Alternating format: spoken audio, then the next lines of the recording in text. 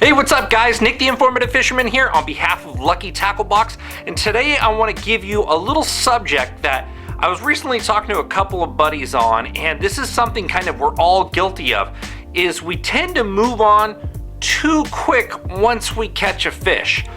If you're in very, very shallow water and it's like post-spawn through summer, early fall in shallow water, you may catch a fish, one here, one there, one here, one there, but usually, even at the times where they're less likely to be together, there's usually 1, 2, 3, or 4 along with that one that you caught that you did not catch.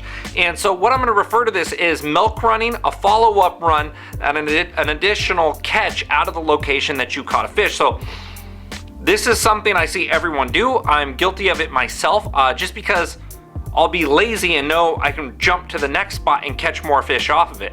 So what you need to pay attention to is how you caught the fish, where you caught the fish. So for example, if I'm going down the bank and I catch one on a crankbait, now the direction I'm going is critical. I can try, once I complete that coverage going down that bank, turn around and throw the crankbait the opposite direction and see if I get an additional fish on the same bait like that. But what generally is a better thing to do is turn really wide, come back around. If you're walking on foot, you can walk right past it, no problem. But if you're in a boat, go as far as you can away from that bank. You don't want to idle right back down that bank. That's going to blow it out. What you really want to do is go out as far as you can, come back around. Now, if you caught a fish there, what you should really focus on is slowing down, especially if it was a good fish. Really slow down, throw a jig, drag a worm, work a drop shot, a shaky head, something into that spot, because I guarantee, especially on a moving bait, if you're throwing a reaction bait, a rattle trap, a jerk bait, a buzz bait, a frog, and you catch a bass on those, the odds are you pass lots of fish that were not willing to grab those particular baits. If you're going down and you're already throwing a drop shot and you catch 1 or 2 off that bank, yeah, if you go everywhere else and you can't catch them, it's probably a good idea to come back and try that again, maybe in about an hour. Because there is another thought process going around this. And what that thought process consists of is feeding window. So let's say you got there and the 2 fish you caught off that bank were just about to get hungry. They seen the opportunity and they ate. The other fish ate a couple hours ago.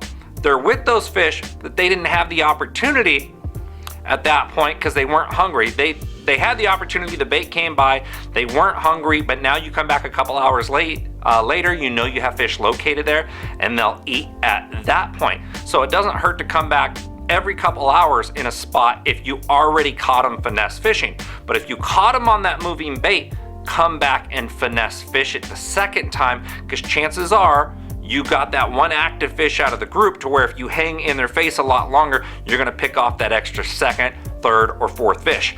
Now, how you go about this next one is entirely up to you. And if you're in a tournament scenario, this is where a lot of guys say, I came in right behind the guy and whacked him. You could have done that doing exactly what I just said.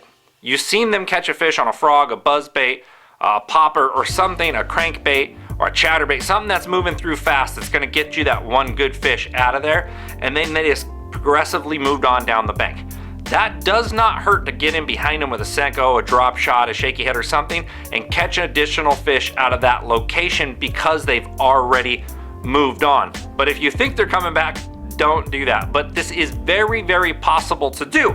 But there's that other thing. A lot of the time, they're not showing the fish the ideal presentation. They may be throwing a 4 or 5 foot diving crankbait, all right? And you go by there and you look on the fish finder and you see that it was 7 or 8 feet deep.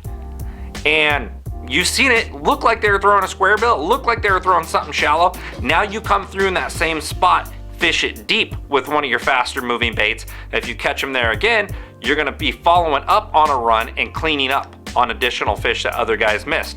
So pay attention to these clues and you can come back and be more effective on these locations. So remember, if you catch a fish in a spot on a moving bait, come back through, fish it very slow and pick it apart. You already have fish located. It does hurt to move. It does not hurt to try for a second time to catch those additional fish.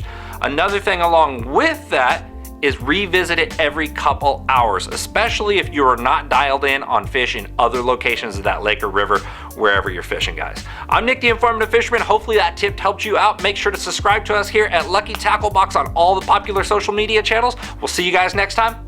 Best of fishing.